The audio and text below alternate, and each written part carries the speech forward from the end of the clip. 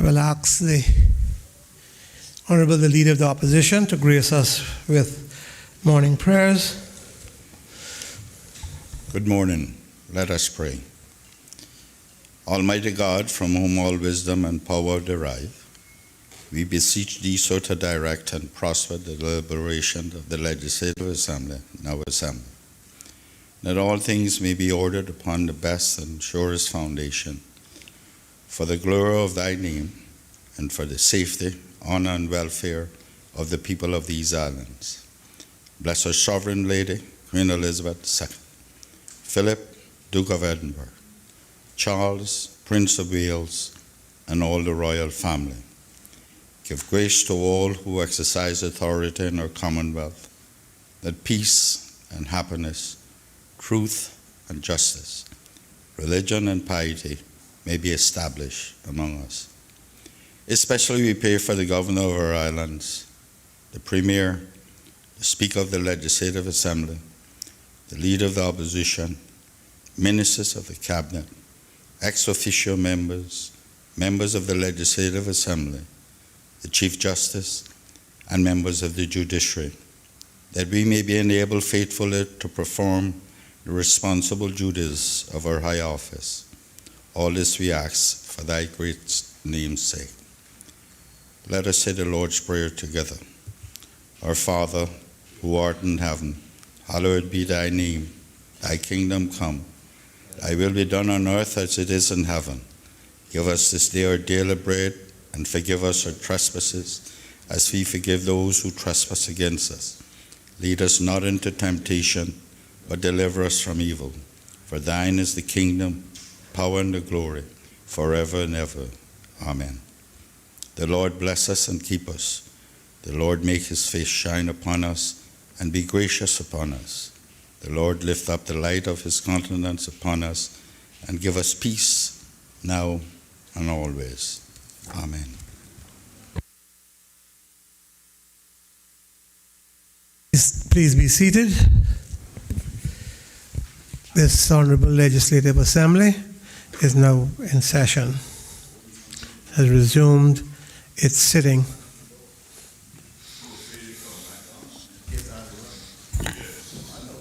Administration of oaths or affirmations?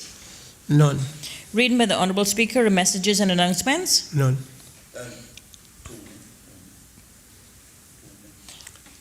Apologies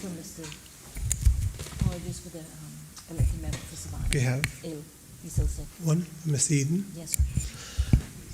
We, honourable members, we do have an apology from our colleague, Mr. Anthony Eden, who is not able to be here. He's not well. And we pray God's blessing on him.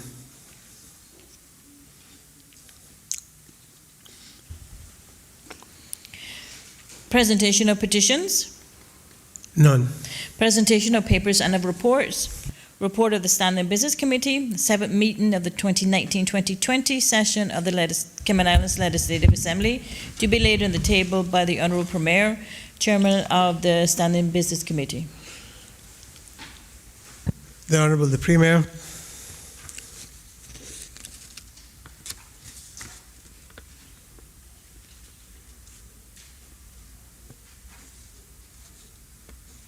Thank you, Mr. Speaker. Mr. Speaker, I beg to lay on the table of this Honourable House the report of the Standing Business Committee of its 7th meeting of the 2019-2020 session of the Legislative Assembly.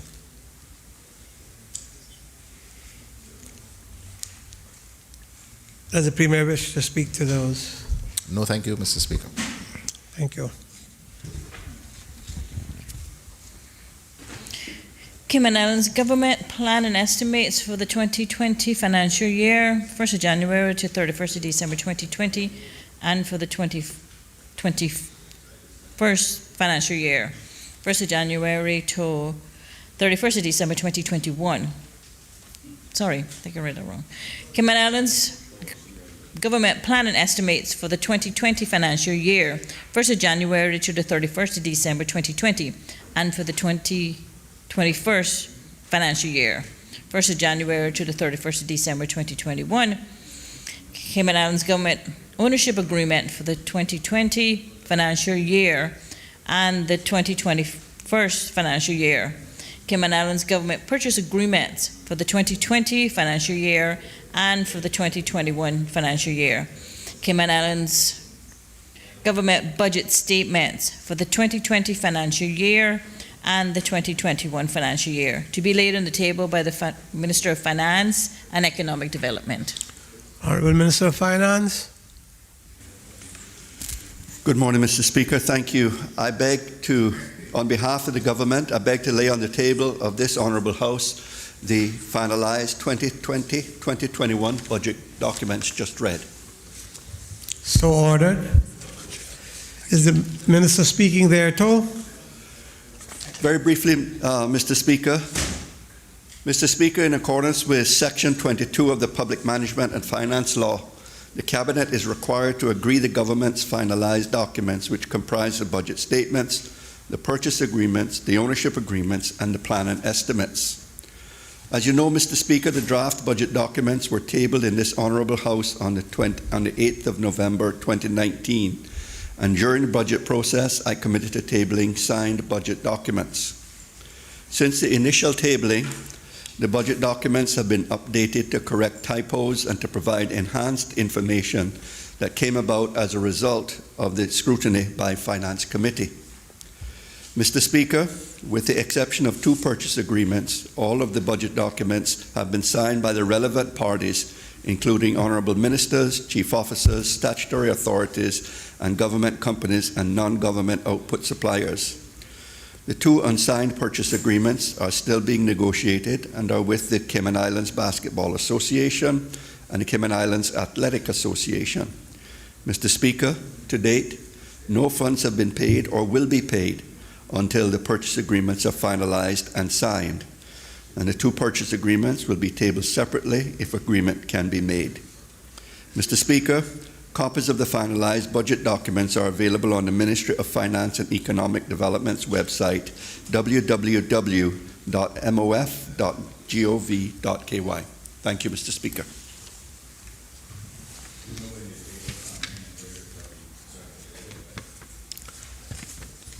Next item.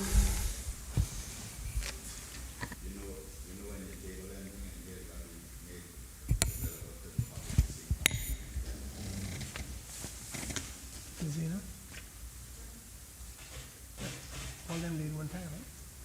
Yes, sir. All them, all them. So the next item, question? Yes, sir.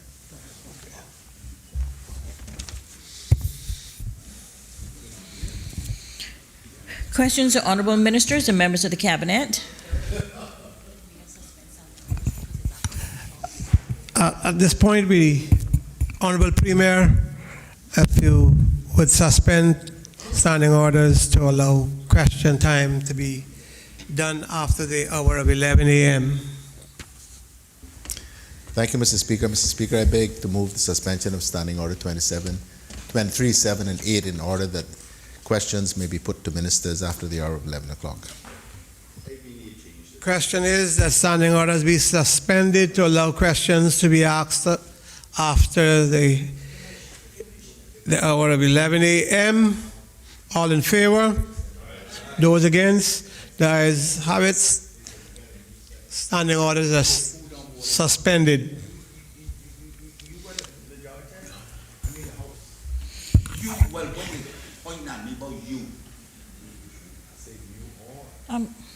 If we don't, say that.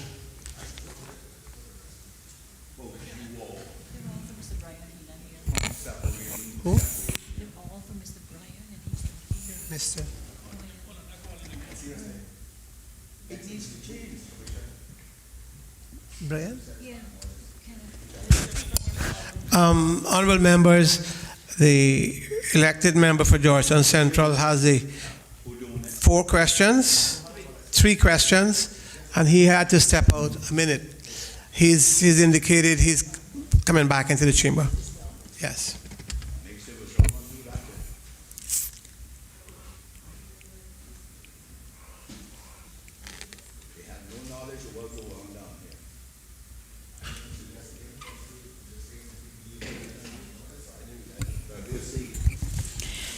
The elected member for Georgetown Central to ask the Honourable Minister of Education.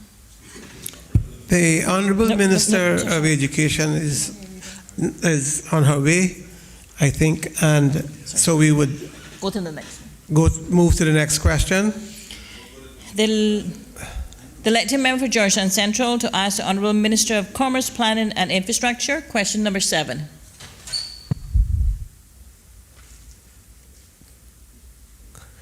The Honourable Minister of Commerce.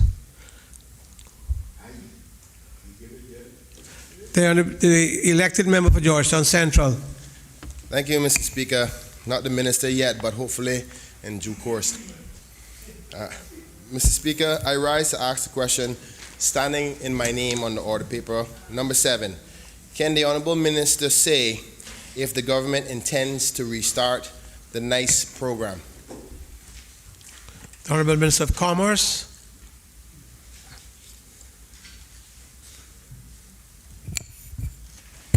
Thank you, Mr. Speaker. Mr. Speaker, the answer. Yes, the government is committed to continuing the NICE program this year. However, Mr. Speaker, with the COVID-19 restriction, the team had to rethink their approach and how to move forward, but we remain committed to the program. And Ministry, in collaboration with the other government agencies, anticipate to run the program in November, December.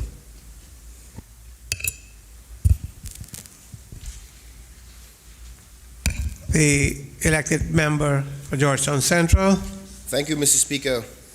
Can the minister say if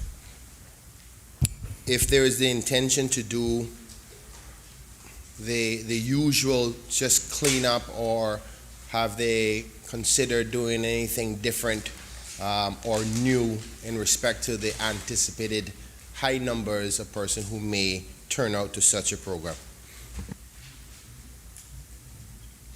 Honourable Minister of Commerce.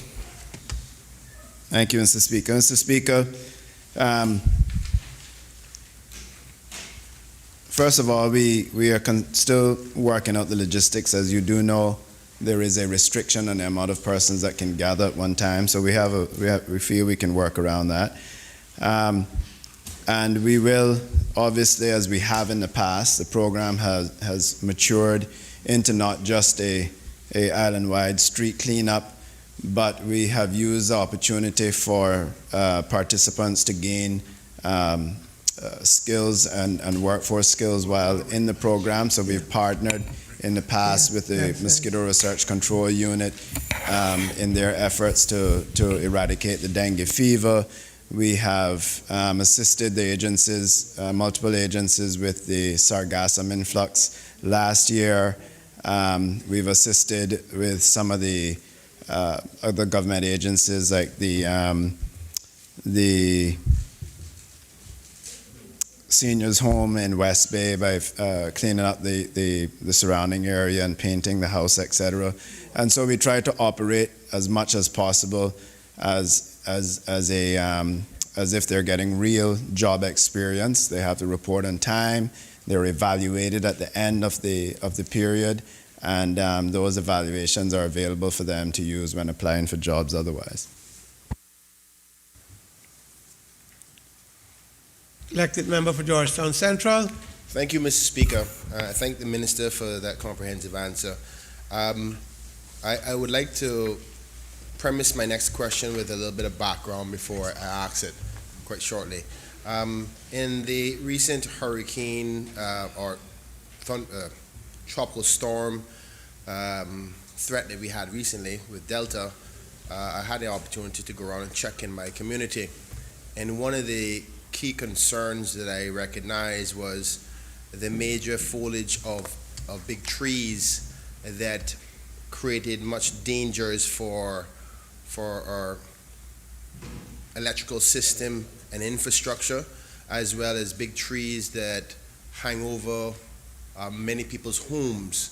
Many people who may not have the financial position, even before COVID-19, to pay the necessary professionals to remove these trees from close to their homes in the event of a storm.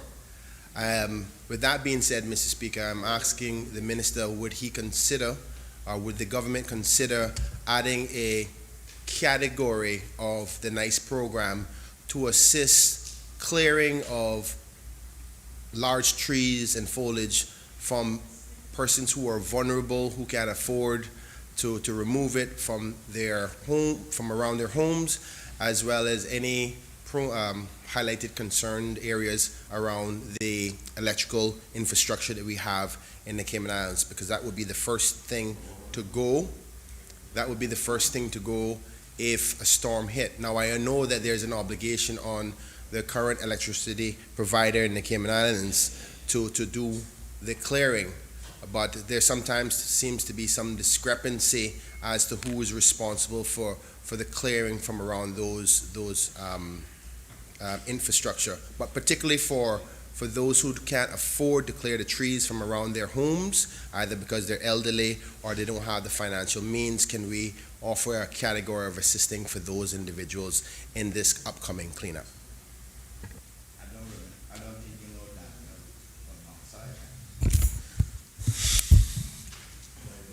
outside. Honourable Minister of Commerce. Thank you, Mr. Speaker. Mr. Speaker, we have already been contacted by HMCI, the Hazard Management Unit, and they have requested some assistance with some projects similar, of similar nature that they want to carry out. I anticipate that once we get the program running, that they would still want to do those, even though it'll probably be at the end of the hurricane season as we know it. On the issue of clearing tree limbs, etc., near utility lines, I don't think that's something that we would do as a project. That requires permissions from CUC, and it requires specialized safety equipment. CUC has to come out and wrap the lines.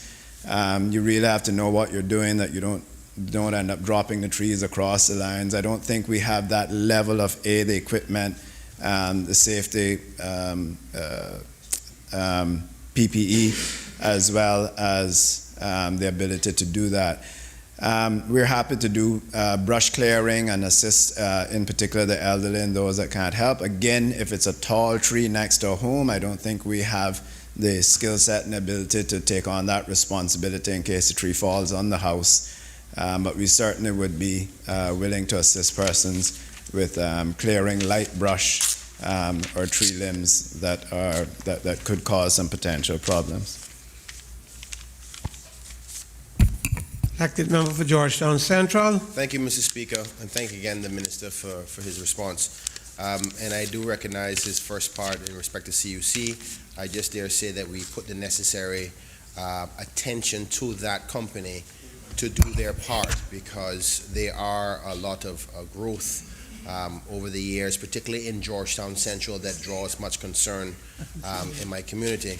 Second part of his response, I agree that I know it may be quite difficult for those persons who come out to the NICE program to have the technical experience and understanding of what to do in those circumstances. And light brush may be sufficient, because if you take away the light brush, there's a less chance of a tree falling in a storm, albeit the fact that they may be at the end of the hurricane season. But that being said, I think I acknowledge that he's saying that they were willing to do that. Could he be willing to provide all the members of this Honourable House with a contact information, obviously at a later date, with who to call, because I'm certain that all of us in this House have vulnerable and elderly who may fit this profile of assistance for clearing from around their homes in respect to falling trees in the event of a storm.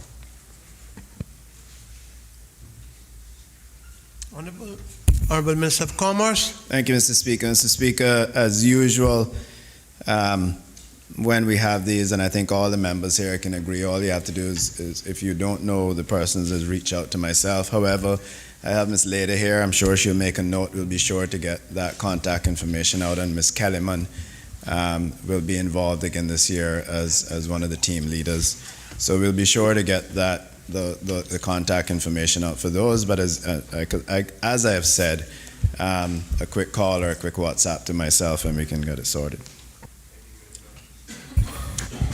Honourable the Leader of the Opposition. Mr. Speaker, just to try to help to assist with this. There are a number of companies here who now do tree clearing that has the expertise, really, and the equipment to do it. Maybe the government would want to engage them. Once the problem has been identified and we list all the areas, then we can might want to engage them. And then when it comes to CUC, they have subcontracted that, all bush clearing, and they do that on a regular basis, but maybe you can also use them. I think they're UMC. I think it's UMC.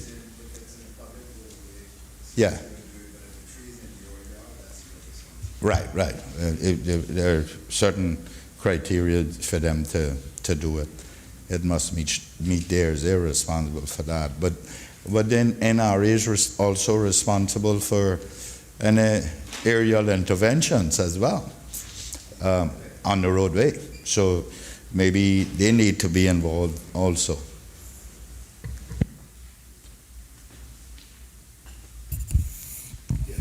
Honourable Minister of Commerce, are you responding? Okay. The Honourable Deputy Leader of the Opposition. Thank you, Mr. Speaker. Mr. Speaker, I wonder if the Minister could give an indication of whether or not my request to have the clearing of the Newlands dikes incorporated into the NICE program when it was restarted. Honourable Minister of Commerce. Thank you, Mr. Speaker. Mr. Speaker, I must apologize to the member from Newlands, because I think the last time I said that it was on schedule. We were working with MRCU. So I do need to follow up on that. In fact, I'm sure that Ms. Leda will follow up on that for me.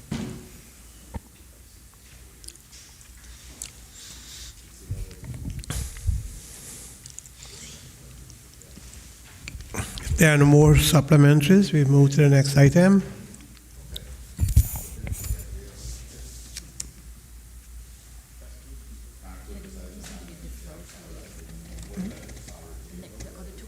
Yeah. And honourable members, the Honourable Minister of Education has not arrived as yet, so we will place the next two questions, if it's agreed, on tomorrow's order paper. On tomorrow's order paper. Mr. Speaker, just allow me to highlight my concern about that notion, because the standing orders speaks of, which was interpreted over my term here, that each member can only have up to 3. Now, I know that we have allowed myself, and I thank the Honourable Government for allowing more than 3 on one day for myself, but as long as, if we do intend to postpone them till tomorrow, that I get my 3 for tomorrow as well, plus these 2, because I've submitted a number of... I certainly would have no problem with if the House agrees for 3 plus 2 questions, since the Minister is not here as yet. If the Minister is not here, as you come later and you want to break and answer those 2 questions, we will simply do that. Let's wait until further down to see where she's at, and then we can know what we have to do with these 2 questions. I would have no problem, as I said, if the House agrees to have 3 plus 2 tomorrow.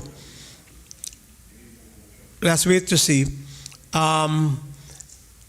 Do we, out of an abundance of caution, move a motion for the questions to be answered later today?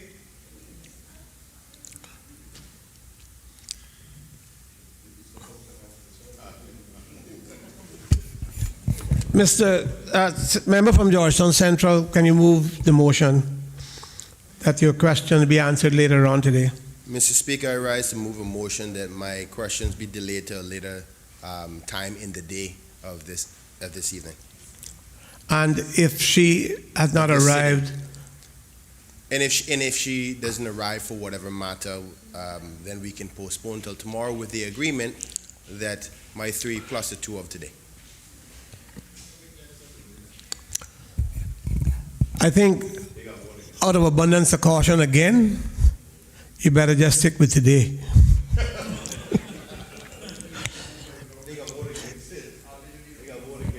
The member from Georgetown Central has moved a motion, which I will accept as to put the 2 questions for later today when the minister arrives.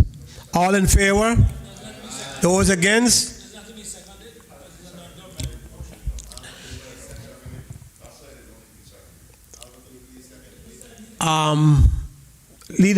Deputy Leader of Opposition, you seconding the motion? Yes, Mr. Speaker, I rise to second the motion.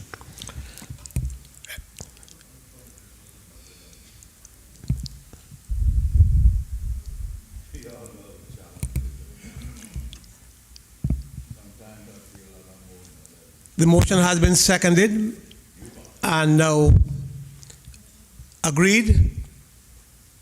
All in favor? Those against? The questions have been set down for later in the day. Next item. Statements by the honorable ministers and members of the cabinet. Anybody has any? None. Personal explanations, None. obituary and other ceremonial speeches, None. raising a matter of privileges, None. other business, motions. Private member motion number 1 of 2020-2021, affirmation of section 90 and 61 of the Cayman Islands Constitution Order 2009 to be moved by the elected member for Newlands. The Honourable, the Deputy Leader of the Opposition and the member for Newlands.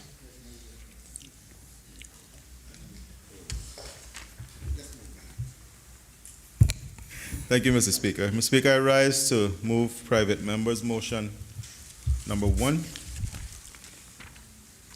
affirmation of section 90 and 60 of the Cayman Islands Constitutional Order 2009. Sorry, Mr. Speaker. You got call. Anyway.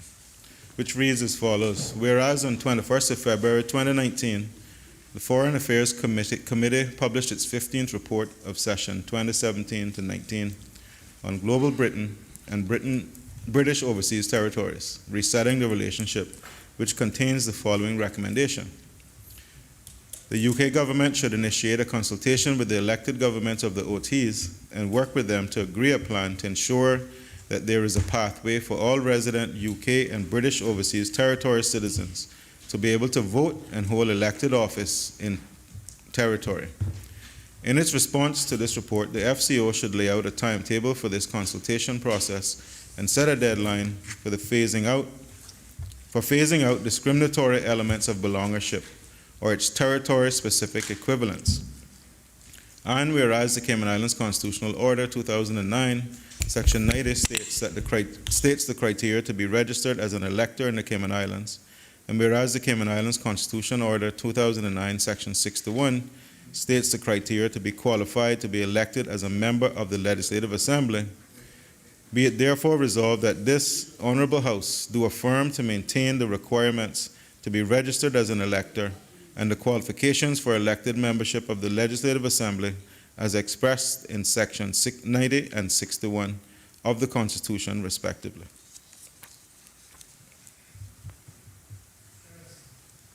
Is there a seconder? Honourable Leader of the Opposition. Speaker, I beg to second the motion. Question is, be it therefore resolved that this Honourable House do affirm to maintain the requirements to be registered as an elector and the qualifications for elected membership of the Legislative Assembly as expressed in Sections 90 and 61 of the Constitution, respectively. Honourable Deputy Leader of the Opposition.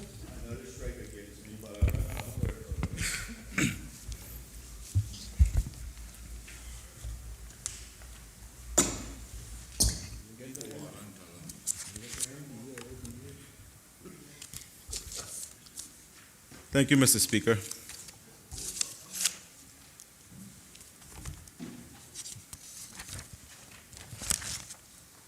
Mr. Speaker,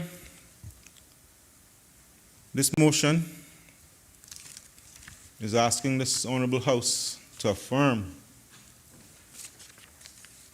that what we have decided as a people with regard to the right to stand for election and the right to vote in the Cayman Islands is as we have agreed in the Cayman Islands Constitution Order 2009. Now, in the preamble to this motion, Mr. Speaker, I referred to the Foreign Affairs Committee report and the section that caused me to have some concern about this issue. And I don't think I need to go into too much detail, Mr. Speaker, here today on the events leading up to what prompted me to bring this motion. But for those who haven't had the benefit of reading the Foreign Affairs Committee report and the UK government's response to that report, I'd like to quickly remind this Honourable House what was contained in that report. There were 3 recommendations, Mr. Speaker, that I find quite disturbing. The first recommendation, which we have seen some action on from the United Kingdom, was that the Foreign Secretary, in cooperation with the elected governments of the OTs, should lay out before the summer recess a clear and detailed timetable for the publication of registers of beneficial ownership in each OT. That recommendation we have seen move forward. The other one, Mr. Speaker, the government should set a date by which it expects all OTs to have legalized same-sex marriage. If that deadline is not met, the government should intervene through legislation or an order in council. And we have seen that one play out. Mr. Speaker, the next recommendation, which is contained in the motion, the UK government should initiate a consultation with the elected governments of the OTs and work with them to agree a plan to ensure that there is a pathway for all resident UK and British overseas territory citizens to be able to vote and hold elected office in territory. In its response to this report, the FCO should lay out a timetable for this consultation process and set a deadline for phasing out discriminatory elements of belongership or its territory-specific equivalents. Mr. Speaker, what really concerns me is that despite assurances that this is not high on the agenda from some quarters, the wording is in the UK government's response is very, very similar to the wording I saw in response to same-sex marriage. Mr. Speaker, let me quickly say what the Constitution says about belongership. The Cayman Islands Constitution. Section 61, Qualifications for elected membership of the Legislative Assembly.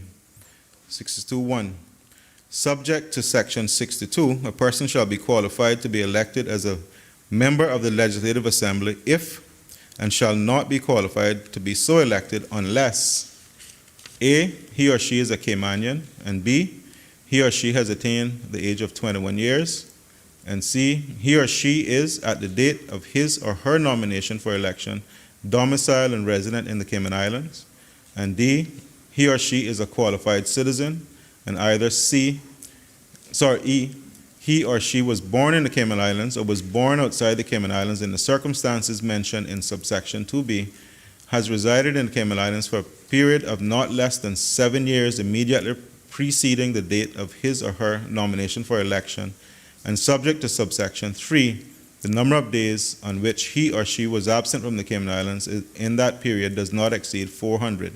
Or F, if he or she was born outside the Cayman Islands, has resided in the Cayman Islands for a period of, or periods amounting to not less than 15 years out of the 20 years immediately preceding the date of his or her nomination for election, and subject to subsection 3, in the 7 years immediately preceding the date of his or her nomination for election, the number of days on which he or she was absent from the Cayman Islands does not exceed 400. Mr. Speaker, Section 90, Qualification of Electors. 91, subject to subsection 91, a person shall be entitled to be registered as an elector in one electoral district only, but he or she shall not be entitled to be registered as an elector for elections to the Legislative Assembly unless A, he or she was on the day immediately preceding the date of the commencement of this Constitution entitled to be registered as an elector, or B, he or she, 1, is a Caymanian, 2, has attained the age of 18 years, and 3, is resident in the Cayman Islands at the date of registration, and 4, has been resident in the Cayman Islands for a period of or periods amounting to not less than 2 years out of the 4 years immediately preceding the date of registration, or C, on the day of the issue of a writ ordering an election, he or she is otherwise qualified under paragraph B, but has not attained the age of 18 years, but he or she will attain that age on or before the polling day at the election. Mr. Speaker, that is what those who came before me asked to be put in our Constitution. And so it worries me when I see, 1, His Excellency the Governor taking the steps that he did recently with regard to civil partnerships, and I'll explain that as I go a little further on, because there is a direct link between that action and what I'm talking about here today. I'm looking at the wording in the UK government's response to this recommendation, and I want to read that as well, Mr. Speaker, for this Honourable House. The UK government understands the committee's concerns and continues to impress upon OT governments the importance of allowing people who have made their permanent home in the territories the ability to vote and engage fully in the community, but recognizes the desire of island communities to maintain their cohesion, hence the need for a reasonable qualifying process. We understand the OT's concerns, sensitivities, and historical background on this issue. Our vision for the OTs is as vibrant and flourishing communities with the widest possible opportunities for their people. We expect territorial governments to meet the same high standards as the UK government in maintaining the rule of law, respect for human rights and integrity in public life, delivering efficient public services, and building strong and successful communities. In the spirit of a relationship based upon partnership, we will continue to support and encourage consistent and open political engagement on belongership and its territory-specific equivalence, whilst respecting the fact that immigration decisions are primarily a matter for OT governments. The FCO does not plan at a future date to publish such a timeline.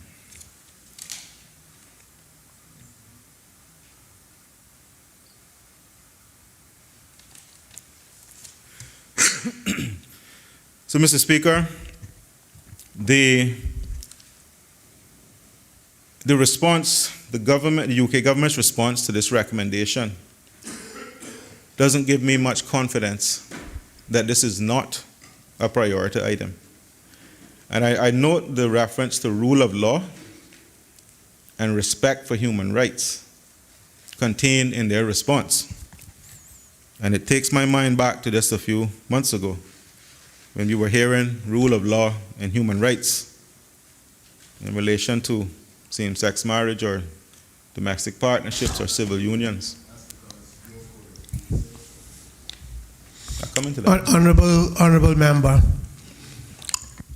I want you to be careful. You need to be careful that you're not drawing that debate at this time, because there is a time limit.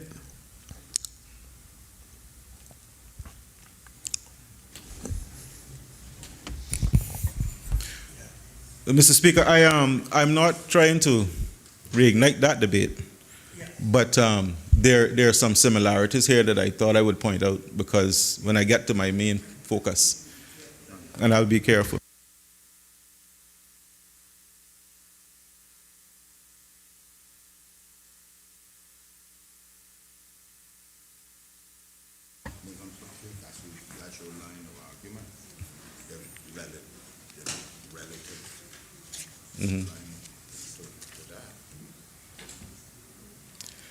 So, Mr. Speaker,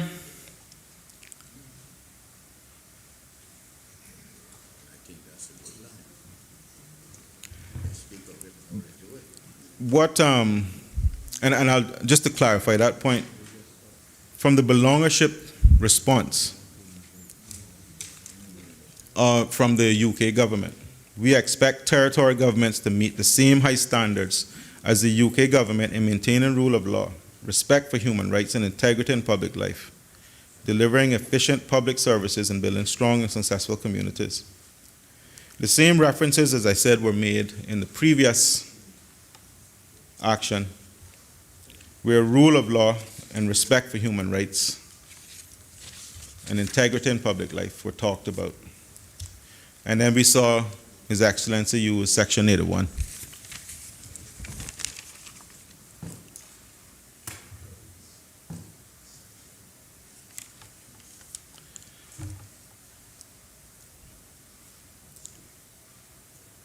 So, Mr. Speaker, when the court actually made a declaration, which is different than a ruling, because I keep hearing people using that terminology, that the court ruled that we had to do this.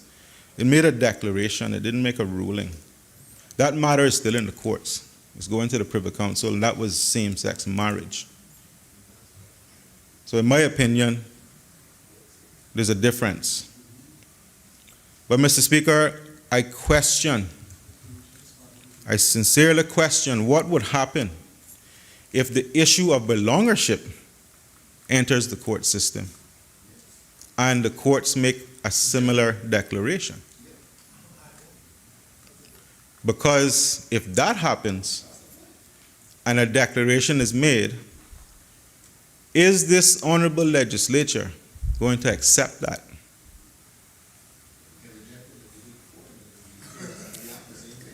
Well, I know the Premier will have a lot to say when he gets up. Because past performance is indicative of future action. And Mr. Speaker, this is why I brought this motion here today. Because, Mr. Speaker, I'm being interrupted by the Premier. He's going to have his chance to. No, I'm not. I am making my debate. I'm not asking you questions right now. And he'll have plenty of time to counter me when he gets up. But, Mr.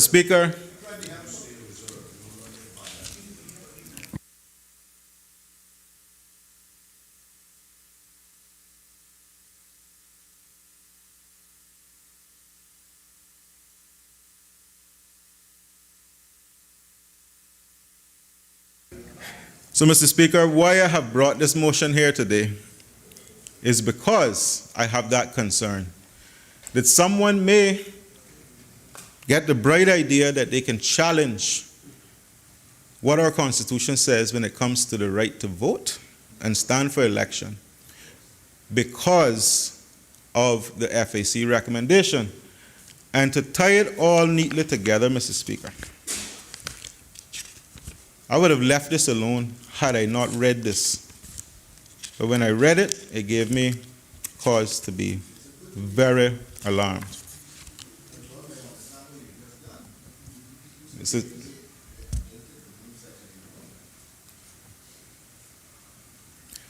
Speaker, the Premier is trying to get me to engage in that previous debate, you know. Mr. Speaker, I have here a statement from His Excellency the Governor that was released on 14th of August 2020. And I wasn't going to table it, I was just going to read from it, but that is a copy, Mr. Speaker.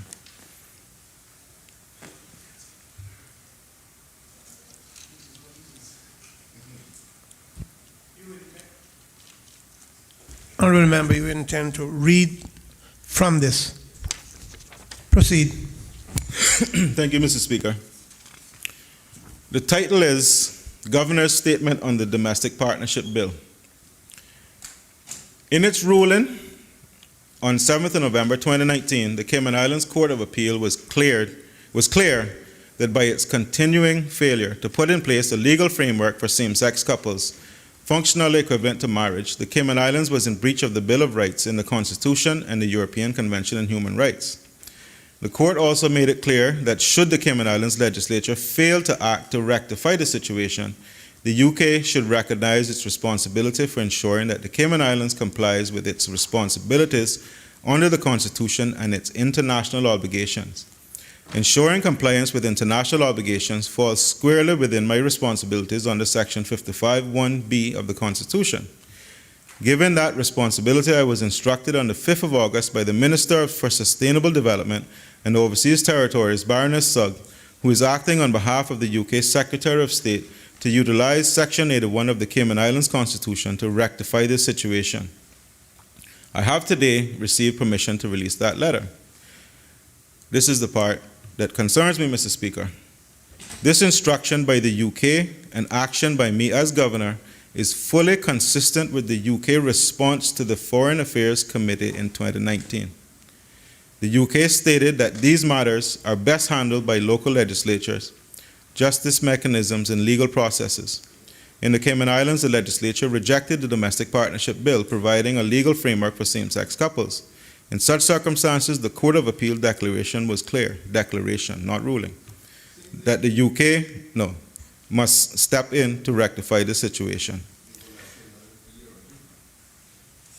I can show you my grades. Mr. Speaker, the Governor, His Excellency the Governor, referred to the FAC recommendation in taking the action he did previously. That same FAC report contains a recommendation for belongership, which means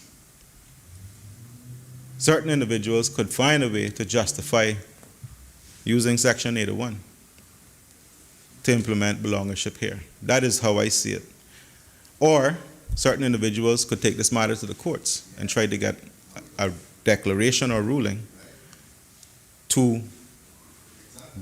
on belongership.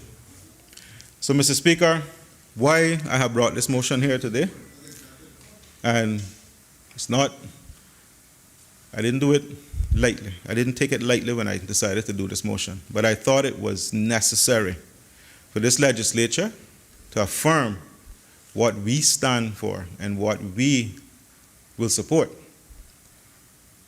Before this issue goes any further, I think we need a unanimous vote in this legislature to make it clear what our position is. Because unfortunately, when this question was posed to the government from the FAC, they say they didn't receive a response from the government. In the same way, they did not receive a response on the same-sex issue either.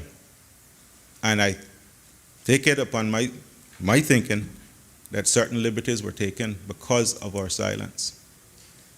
So I'm simply asking this legislature today to affirm what is in the Constitution, what was agreed on behalf of our people, and then we can let the chips fall where they may. But for today, I'm asking us to all unanimously affirm what our people want us to affirm. The right to vote in this country is for Caymanians. The right to stand for election is for Caymanians, and not, it goes deeper than just Caymanians, second generation, because people like me, Mr. Speaker, I am the son of a Jamaican who came here, but I was born here. My father couldn't stand for election, but I can. When that was put into our Constitution, it was a very wise decision. And I'm saying that because if I had come here and not grown up here, but come here and gotten Caymanian status and then stand for election, people would question my loyalty. Where would my loyalties lie? And it's as simple as that. I'm the son of an immigrant. However, I see Cayman as mine, my home, where I come from, where I belong. And I fully support what our Constitution says.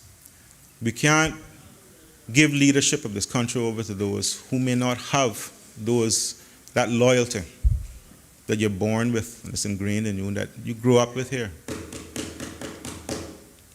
And for anyone to suggest that we are doing any disservice to anyone else, because we won't allow them to stand for election or vote, we have to think about the disservice we will be doing to our people if we open that door. So I will now sit and listen to contributions from the other members, Mr. Speaker. But it is my hope that everyone here agrees with the position I'm putting forward here today and what I'm asking us to do as a legislature. Thank you.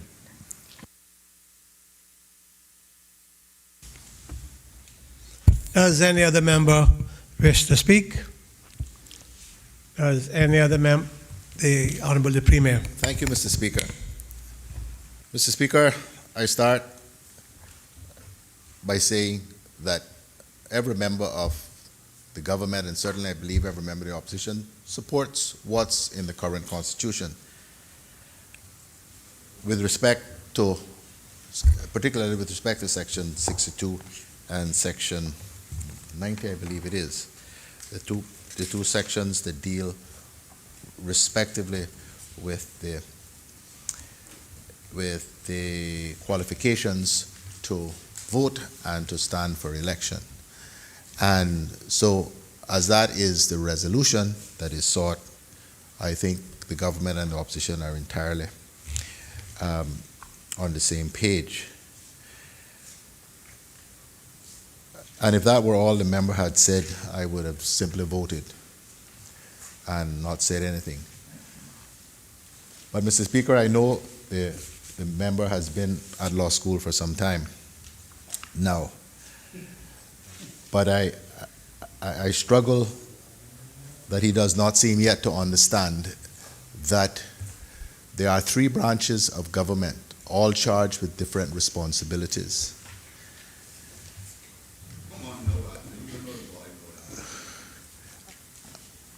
We make the laws in the Legislative Assembly, but it is for the courts to interpret them and to rule when there are disputes or questions about what the law says, and indeed to enforce the laws. That includes, Mr. Speaker, the highest law of the land, the Cayman Islands Constitution, Order, currently 2009. It is, Mr. Speaker, quite out of order for any member of this House to stand and say that a declaration of the Court of Appeal is not a ruling and is therefore entitled to be ignored by the legislature. Mr. Speaker, on a point of order, I didn't say it should be ignored. I said there was a difference. Honourable Deputy Leader of the Opposition. I said there was a difference between a ruling and a declaration. Explain. Otherwise, Explain. I'm not going to give you a law lecture today. You should know that you're a lawyer. But there's a difference. But I didn't say it should be ignored.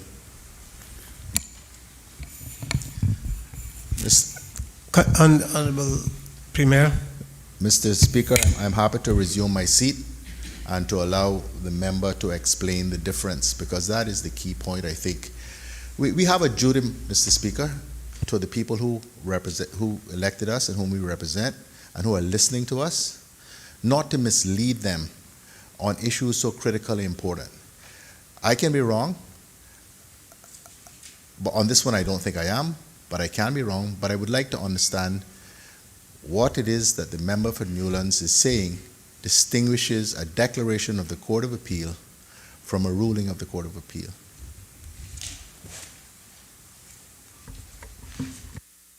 Mr. Speaker, just to Deputy Leader of the Opposition, the Premier, I think, has asked a question and resumed his seat in order for you to reply to that question. Are you doing that now, or you were going to take that at the end of your debate? I will address it when I wrap up, Mr. Speaker. Sorry? I will address it when I wrap up. That's probably the most effective. No, I'm not hearing you. So I will address it when I wrap up. Honourable Leader of the Opposition. Sorry, Honourable Premier. That's a long time ago, sir. Mr. Speaker, that was not helpful, really, I think, to the overall debate, but I shall do my best to deal with the issue, notwithstanding, and in particular, of course, I understand the strategy because I don't have an opportunity to speak again on this particular issue in this course of this debate. But, Mr. Speaker, you ask any lawyer, here or elsewhere, you ask any Queen's Counsel if they think that there is any distinction of substance to be drawn between a declaration and a ruling of the Court of Appeal. And I assure you, they shall tell you there is none. It is a distinction without a difference. And, Mr. Speaker, that is the only point of contention I have with the member's debate. I have no point of contention with his motion or what he seeks in terms of a resolution. But, Mr. Speaker, we need to understand how the various arms of government work and the interplay and tension, necessary tension between them, because that is what distinguishes a democracy from a dictatorship. No one arm of government has total control. That's the way it is supposed to work. But each must play within its own lane. And sometimes we get situations where, I've said so on the floor of this House more than once, where we think the courts are overreaching because they are trespassing into areas of policy making, which are matters for this House. And sometimes the courts, we have a number of instances recently where the courts say that the legislation passed by this House is incompatible with the Constitution, and we have to rethink it. We have a case that just came to Cabinet on Tuesday relating to the Customs and Border Control law, where the Court of Appeal has said that certainly the application, if not the actual legislation itself, application of a provision in the legislation is incompatible with the Bill of Rights. So we have to understand when we are debating these issues that this is a necessary tension that exists all the time between the various arms of government. But we are not free as legislators. This House is not free to ignore, simply dismiss declarations or rulings or orders of the Court of Appeal because we don't agree with it.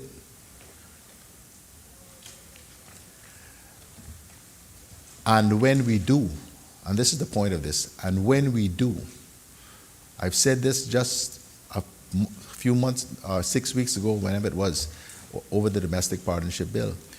When we do, we then invite the administering power to invoke its right under the Constitution to ensure that the rule of law in the jurisdiction is upheld. Whether it is through Section 81 of the Constitution, which the governor used with respect to the domestic partnership bill, or as we have seen happen before in this country, the UK using their nuclear weapon of the order in council, having the Privy Council legislate for us. I know there are some on the other side of the House who bristle regularly at the UK having anything to do with anything that we have going on here. There are some who harbor the belief that we should go independent. That's all fine, Mr. Speaker. But we need to understand that as long as we are a British overseas territory, we have to operate within the provisions of the Cayman Islands Constitution Order. That is the document that sets out the legal nature of the relationship between us and the United Kingdom. If we play within the lines, we operate within the scope of that Constitution, it is very, very difficult for the UK to justify any intervention. But when we deliberately ignore an order of our own, a declaration, let me make sure I don't get stopped for that, a declaration of our own Court of Appeal, which is set up under that Constitution, we then open the door to intervention by the UK. That's what happened with respect to the domestic partnership bill. All the years that have gone by where the UK, through the FCO, through the Foreign Affairs Committee, urged Cayman, urged all the territories to put in place legislation for same-sex partnerships. They made a lot of noise. They pushed, they shoved, they criticized, they threatened, but nothing happened. And I am certain nothing would have happened either had the matter not been taken to the court and the Court of Appeal having ruled as it did. Because then, when the legislature ignored that declaration, the UK was able to say, you are not respecting the rule of law. You are ignoring a declaration of your own courts. No British territory will be allowed to do that. We did worse than that. Because we ignored it, we have lost the opportunity which I and the member for Northside and others, including the member who just spoke, the member from Newlands, argued and battled with the UK, the concession, to take away the governor's power to legislate. The UK are now insisting that they keep that because they think they need it.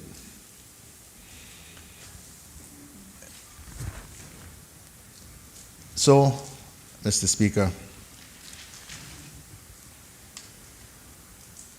let us not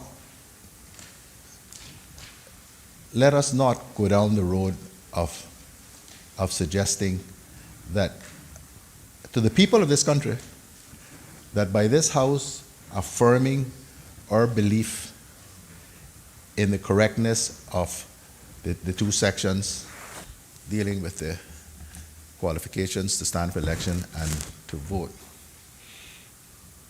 that is somehow some magical spell that will ward off any possible changes to this by the UK sometime down the road. But what I can say, Mr. Speaker, is this. that the UK is unlikely in the extreme to intervene in a matter such as that unless there were challenges to the provisions in our local courts, and the local courts somehow declared that there was made some declaration that the sections were working unfairly against a sector of the community. In other words, that there was some possible breach of the human rights of people here. I don't see that. In fact, I don't even see that possibility. But then again, stranger things have happened. But the point is that I don't believe for a moment that the UK has any intention of following what the government following what the FAC are urging them to do. The FAC constantly urges for changes which the territories usually bristle about. The member said that the UK had said they had received no response to the FAC report. Well, mine is on record, even on television. I made a very public statement about that in Cayman at an international conference, and it did cause quite a bit of disquiet over there in the UK because I got the messages back. So there is the FAC, so that everyone understands, the FAC is not part of the government. The FAC is the Foreign Affairs Committee, which sits and examines a whole range of issues. They have, they issue what they call invitations, which are something like summons to overseas territories, ministers and premiers regularly to come and explain this and come and explain that to them. I've told them more than once in no uncertain terms, I am not subject to the jurisdiction of the Foreign Affairs Committee of the UK Parliament. Any information they need to help with something, we are more than happy to provide it. But anyone who watches a session in the Foreign Affairs Committee know it's like an inquisition. You come in there as a witness, and they treat you as such. And not a friendly witness either, a hostile witness. So I've told my colleagues, colleague premiers, more than once,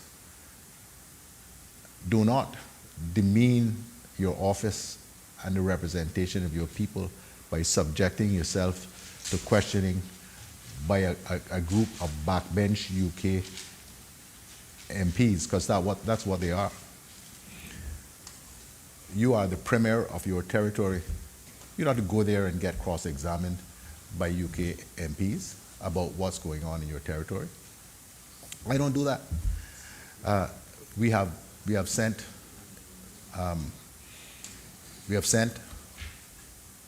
representatives, civil servants, who with the requisite information and responsibility to answer questions, technical questions that they have from time to time. So it's not that we don't want to be cooperative, but the elected members of the territories, in particular the leaders of those territories, ought not to be treated as some kind of witness to proceedings before a committee of the UK Parliament. And I don't subscribe to it. I've never done it. Well, I don't know how much time left to do it anyhow, not in this role anyhow, but they must know their responsibility and their place. And that's how I believe the Foreign Affairs Committee should be handled, and matters before them are to be handled. So as an example of what they do on a regular basis, the Ordinance Council, which has been agreed unless the provisions relating to the removal of Section 81, is now currently before the Foreign Affairs Committee for a 28-day period for them to consider it and to make observations, which will go back to the Foreign and Commonwealth Office. The UK government is not bound by those observations, but it may consider them and decide to make changes to the order or not. So the Foreign Affairs Committee has no power to actually effect any changes, but they have the authority to make observations and criticisms and suggestions to a whole range of things that the UK government is engaged in.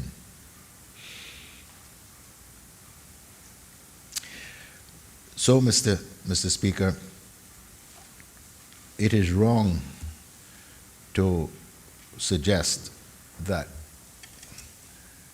the UK government, in its instruction, the Secretary of State, in her instruction to the governor to put in place what is now the Civil Partnerships Law, was acting in response to a statement of observation by the Foreign Affairs Committee. What that was a response to this Parliament having refused to pass the Domestic Partnership Law and the declaration of the Cayman Islands Court of Appeal, which, among other things, said that if the Parliament here declined to pass such a bill, that they would expect the UK government, in exercise of its responsibility for the territory, to do so.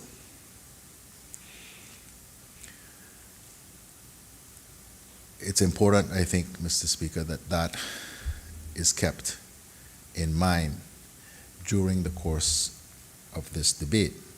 As I say, there is no difference in view about the two sections remaining as they are, and indeed the government is more than happy to record our affirmation of those two sections. I just felt and feel that it is important that we do not mislead our people about this issue and the power of this legislature with respect to these matters, and to understand why it was that the UK government acted as it did in instructing the governor to use Section 81 with respect to the Domestic Partnership Bill, and why, in my view, it is unlikely that any such action would be taken with respect to the issue of qualifications to vote or stand for election, unless there was some ruling to the contrary by our own courts. Then that would become quite a different matter, because ultimately the court is the final arbiter on the issues of interpretation of the Constitution. Thank you, sir. Hmm? I'm sorry?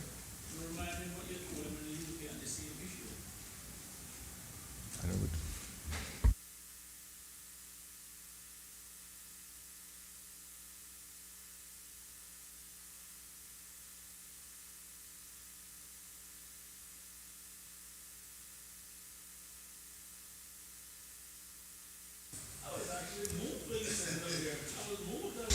Does any other member wish to speak? The member for Georgetown Central. Thank you, Mr. Speaker. I don't intend to say much, but to give support to the Deputy Leader of Opposition for bringing this motion. I am happy to hear that the Premier is going to, and his government is going to support the motion. At least that's what I think I interpreted or heard just now. But I think it was necessary, though the Premier is suggesting a little bit that we're misleading the country or drawing speculation that the Foreign Affairs Committee is driving this plan to have UK nationals vote in the Cayman Islands. I think the average person in the community has a lot of fears right now with the representatives of the United Kingdom here in the Cayman Islands. And there's a trust issue at hand. And I think what my colleague was trying to accomplish with his motion today is to simply say that we're all on the same page with this. We may not have agreed with other motions about what the Constitution meant and whether legislation should come into play. But the intention of this was to say, government, I know you have said before, through your leader, that we stand firm. But considering the fact that the last 3-4 months have been rather tense within our relationship as an overseas territory and the necessary decisions they have made recently, can you confirm that you're still on the same page when it comes to the voting rights of Caymanians? And I think it was a very necessary motion because we and the people of the country still need to know that the Premier and any potential future individuals who may put themselves up for that job is also of the same view. We all in here need to be of that same view, because the significance of such a suggestion by the Foreign Commonwealth Office Committee, Foreign Affairs, forgive me, Mr. Speaker, the Foreign Affairs Committee, in their 15th report session in 2017-2019, is a very serious one. And we all know the significance of what that would mean to the Cayman Islands. So I definitely would support the Deputy Leader of Opposition, and I don't think it's misleading at all to draw references to the potential, because you can't say in one word that we are misleading and then use other words like it's unlikely they will do so, because that tells me that you don't know what they will do. So you cannot tell whether our speculation is factual or not. That's a simple reality. Until we have the confirmation in black and white voted on by the people of this country, you cannot say that you know what the UK will do. All we're trying to accomplish is to say, listen, we're Caymanians here together, and let's make sure that we're all on the same page. That's all my colleague is trying to accomplish here. We're not misleading anybody. But unless Boris Johnson comes to this Honourable House and says on behalf of the people of England that they will not do so, I don't know until then. So I support my colleague in his fears and his worries, and I think that many people in the Cayman Islands have similar feelings. I have those worries. There's a lot of things that have been said in the last few months that draws concerns for me. I think it is fair to say that our relationship is a little bit tense right now. I hope as the months pass, that it will become a little bit easier, and that we can get back to that good, comfortable place as an overseas territory, recognizing our relationship, but it is tense. And if we don't recognize that and iron out these little kinks like what my colleague is trying to do, the member from Newlands, then it will forever be tense.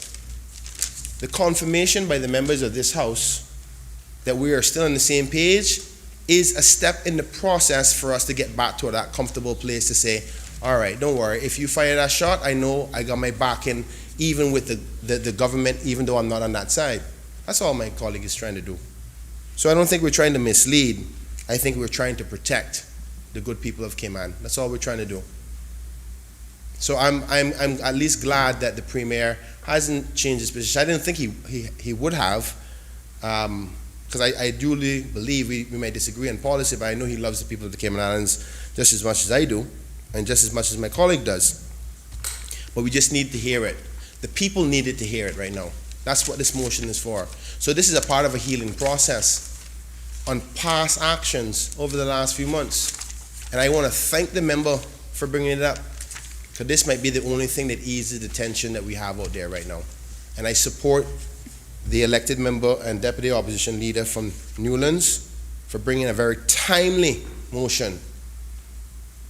And I will be giving him my full support, and I ask my other colleagues to do exactly the same. Thank you, Mr. Speaker. Does any other member wish to speak? A member for Bordentown West. The Honourable, the Leader of the Opposition, a member for East End. Thank you, Mr. Speaker. Mr. Speaker, I do not intend being very long on this. I was not going to speak, but because sometimes you have to leave these, what was it Smith called us, the Premier and I, young Turks, and let them flex their rights to make these motions, and that's where we all get our experience, eh? Was it 100 motions you brought in one term of 4 years? Something like that. Every Friday evening, the Speaker was bringing the motion. Mr. Speaker, I know much has been said here about Section 8 and the likes, and I hear the Premier talked about the loss of those amendments to that, to Section 801. Let me go on record for the umpteenth time to say that I didn't support the changes, because the changes that were proposed was going to put governors right in the political melee in this country.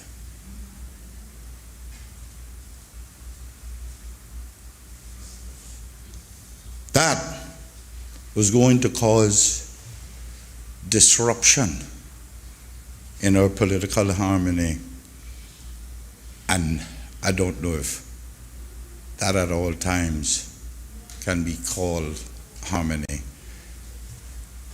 The nature of politics in any country means it is adversarial and at many times acrimonious. No difference here.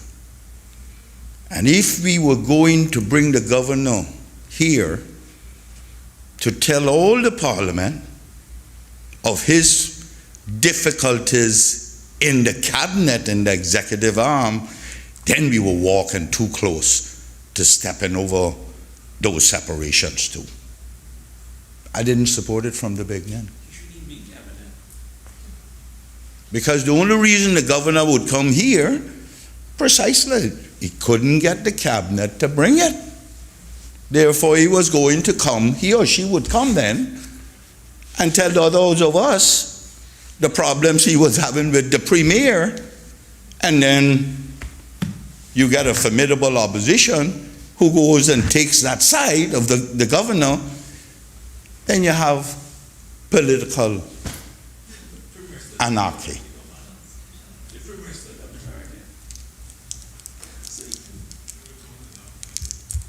That's what was going to happen.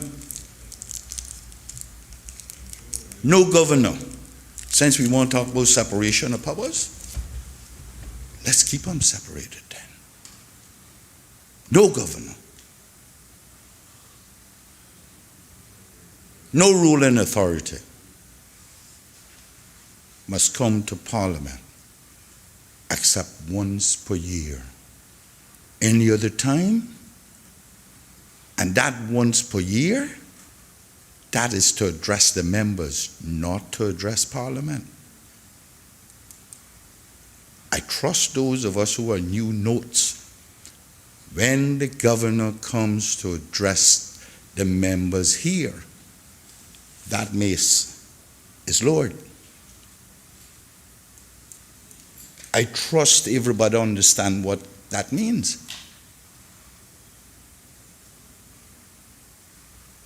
That means it's a gathering he's addressing. He's not addressing Parliament. He or she is not addressing Parliament. Only subsequent to their departure do we start Parliament. There are reasons for that. Somebody needs to start studying why that is the case. What the governors do here with the throne speech, we could do in any building. We can go up by the high school and get the gymnasium and do it, you know. That's all it is. But when he is going to address the legislature, the parliament, it is a dangerous thing.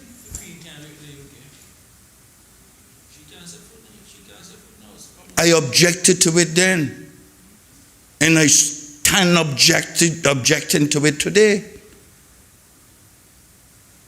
This is the house of the commoners. It is not the house of the executive nor the ruling monarchy.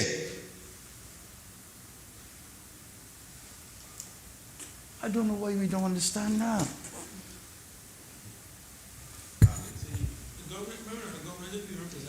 So let's stop saying this thing about we lost opportunity. The only opportunity we were getting then, it was to create anarchy and political upheaval in this country.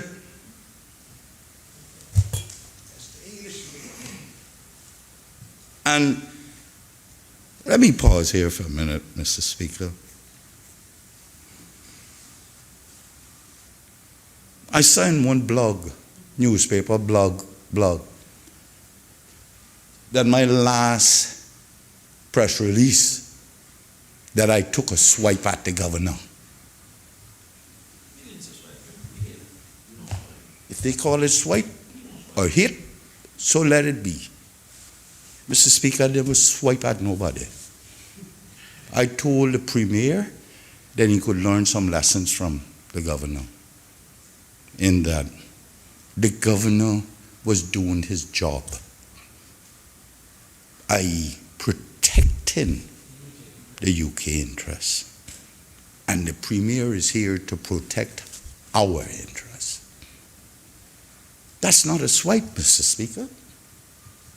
Mr. Speaker, I can show you 4 or 5 places in the Constitution which says that the governor is here to manage this country as long as it does not interfere with the UK interests. Now you tell me what he's doing, what his job is. To protect the UK. I'm swiping at him. They need to read the Constitution. That's what they need to do. I wasn't swiping at him. I was merely stating a constitutional fact. That's all. And if he get upset about that, I hope he don't turn red. Because that's a fact.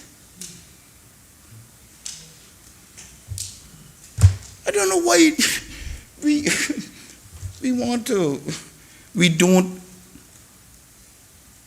say things and we don't we don't understand. There are no halos around people here in this country. They're human beings too, subject to the same mistakes we are. And I know I wasn't supporting that. Mr. Speaker, going on to my colleague's motion. Mr. Speaker, I know the Premier has said that these things can happen again. Theoretically, if someone challenges Section 61 and 90, that we may very well wind up where we were recently. I know. But let me give those who would do that a little piece of recent history, since the rest of us don't remember. Prior to 2009, Mr. Speaker, any person in this country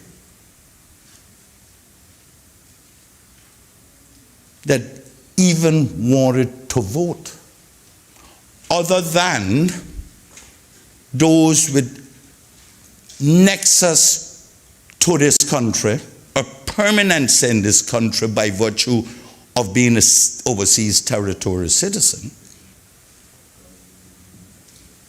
had to get naturalized just to vote. We, in this Constitution of 2009, extended that enfranchisement of voting. All you need is Cayman status. And you tell me now you won't go further?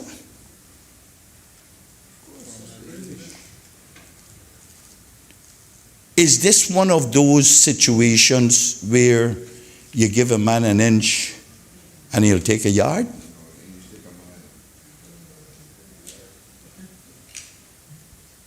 You don't remember it because you wasn't part of the negotiations. Oh, you're well aware. All right. So let's spread the word that we have extended the enfranchisement to vote in this country. You know who it was did that proposal? The same premier that I don't have now as premier. At the time I was a little reluctant, but I understood where he was going. He said, you cannot give people Cayman status and then say they cannot be involved in the actual political, some aspect of the political of politics of this country. And he was right. I applaud him today for having convinced us of that. He proposed other things that I didn't support, and I still don't support them to this day.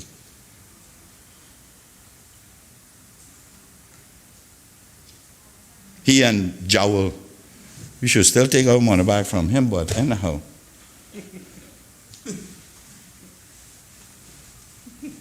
Mr. Speaker, I know the FAC.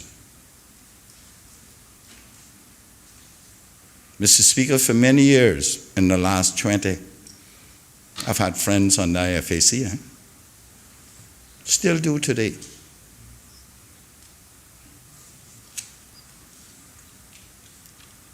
Many years ago, as a member of cabinet,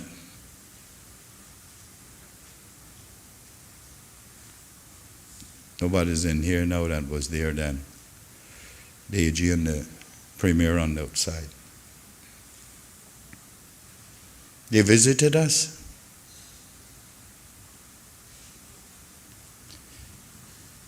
And that night I had drinks with my friend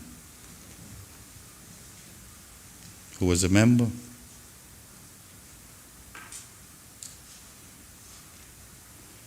They visited this country to get an understanding of the management of overseas territories, the local management of overseas territories. A week after he was gone, he called me and told me he was glad he came to us before he went to Turks, because we showed him how it must be done. And within 3 weeks, they were going to take over Turks. That's what they do. So when we talk that the government does not listen to their Foreign Affairs Committee, trust me, they do. Okay? They do. How you think Turks and Caicos got shut down? The FAC visited them. Oh, you really think that is idle chatter, a saber rattling that is put in black and white? Trust me. May not be in the immediate future, but many of those recommendations will be put in place one way or the other, Mr. Speaker. Or they could try to. Let's not fool the people by telling them that these things, it is unlikely that they will happen. No, Mr. Speaker. That may be how we practice in our behaviors here when the committee here make recommendations. But that's not how it's done in England and in the UK. Why is it that Mr. Miller, who is chairman of, a member from Northside, who is chairman of Public Accounts Committee, make recommendations, the government come back with government minute? And we have the nerve to get up here and say it's highly unlikely because we got some kind of personal relationship with these people? Don't be fooled. We cannot be fooled by their smiles and their personal commitments to you. This is not a place to be naive or grinning up in people's face. Especially when they hold the stiletto in their hands and they stand behind you. I'm not saying let's go out there and cause alarm, and that may be what I'm doing here now. But let's not be fooled either.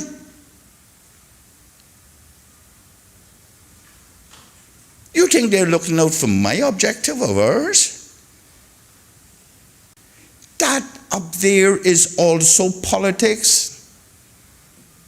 And they have to appease their membership.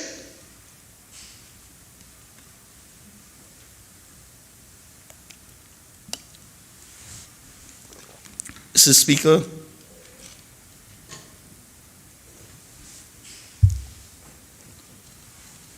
I've been here long enough, Mr. Speaker, to watch you do battle.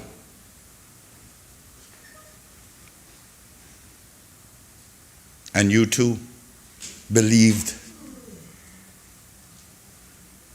that you had made some successes when you felt the knife in your back.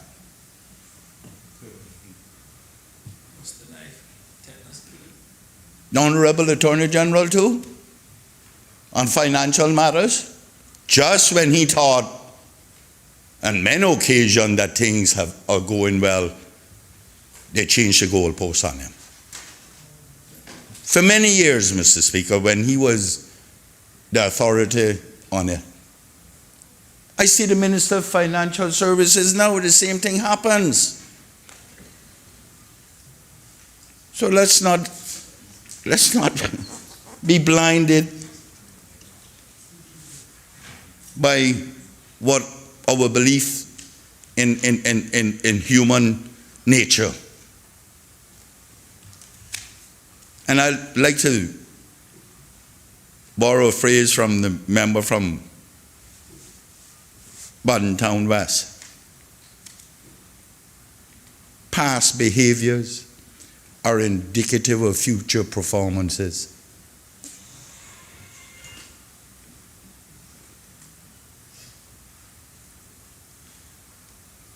Mr. Speaker, for those of us who have been here long enough, we know. I fear, of course, Mr. Speaker, I fear that these things will happen. Mind you, Mr. Speaker, there are some people in some quarters in this country who look at Section 61 and put their own interpretation to it. I've heard it.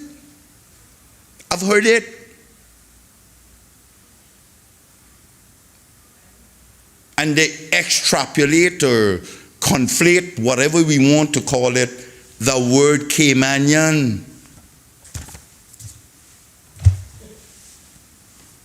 You hear what I tell you, Mr. Speaker? So let's not be, may I use that word again, without being disrespectful to us? Let's not be naive. Stand tall. Be prepared for the onslaught. We understand England's idea of minority and minority rights. And every head of executive they send here keeps getting worse with that. All of them.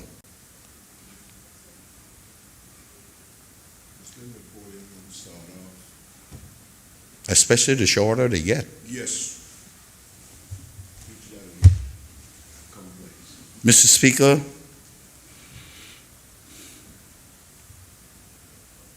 not in my tenure here, and I have been through, and many of them, have I seen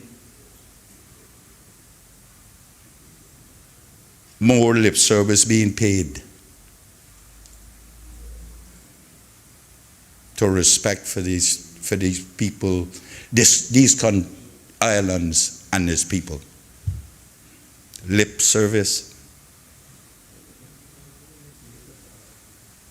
Mr. Speaker, you think was going to support that Section 81 to get them in, and I guess this is the right word, embodied in politics? Because that word comes up as someone now today too or tomorrow. See how you did that? That's slick. Embodied in politics. When many of them, especially so in recent times, are doing it outside of here to our detriment, at least I know to mine. But I don't know what. Everybody like talking about how old they are. You're 65 now. I turned 64 the other day. So I like to talk about how Roy Budden used to say, in my 7th decade now.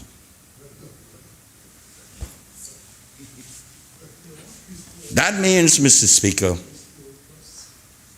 that for me to live more than I have lived in my beloved country, I would have to be 129. Okay? You know I ain't getting there. You know I ain't getting there. Thankfully, none of heart attack for me yet. But you know I ain't getting there, Mr. Speaker. Therefore, the few years I have left, I shall use them wisely in the advocacy of this country and its people. And there will be those, and there are those, who do not like that. And there are those who would rather not see me here. And there are those same ones who will do whatever is in their power to ensure I am not here. But if they think that I am going down, they're going to cause me to go down in a ball of fire, and I don't play kamikaze with them and hold on to them, make them get burned up too. That's what's going to happen.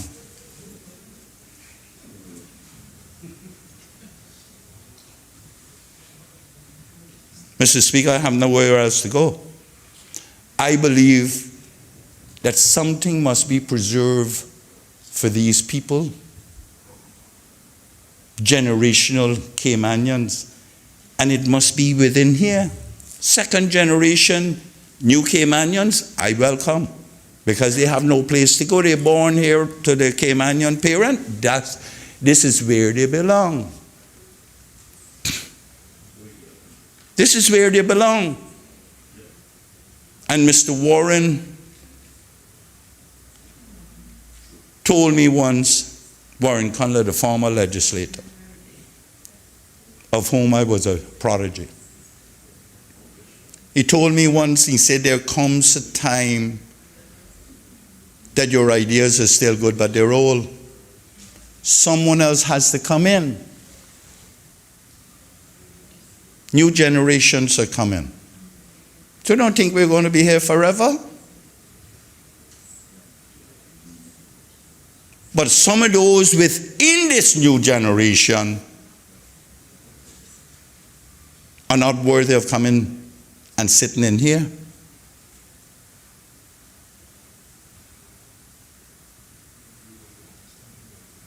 Because they do not mean even their employees any good, much less the extended family of Caymanians any good.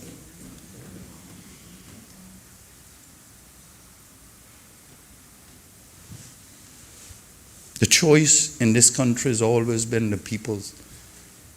But there must be a clear understanding of who can occupy these 19 pieces of real estate.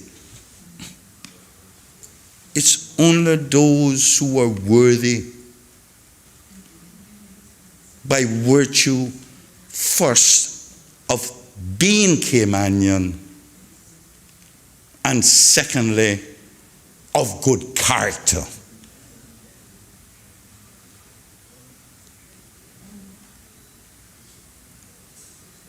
This too is no place for people of no character. And if you can't start off with good character, you can't reach there.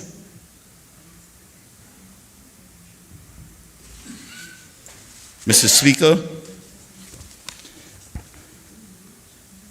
it goes without saying that I support the provisions in the Constitution.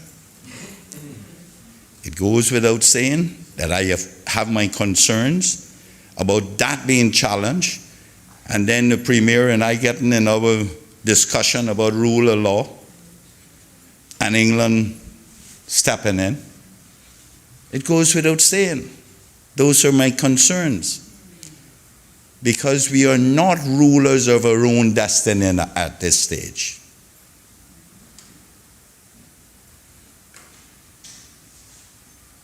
But let us do the best we can with what we have now. Let us affirm that we will fight to maintain the status quo when it comes to who is going to occupy this real estate.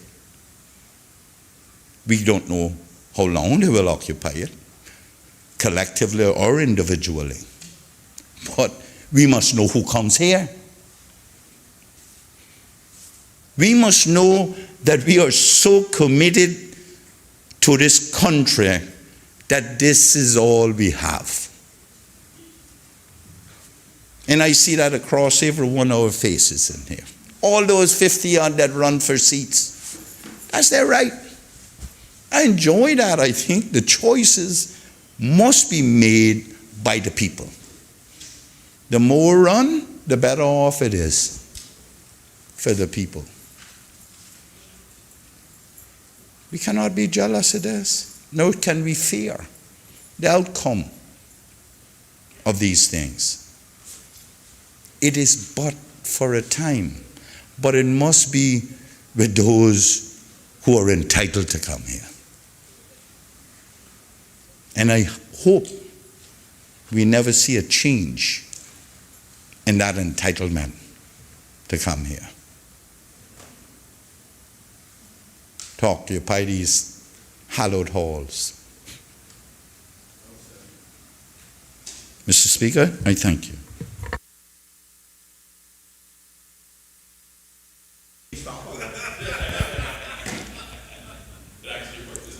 The House will now suspend for the lunch break, and we will resume at 2:15.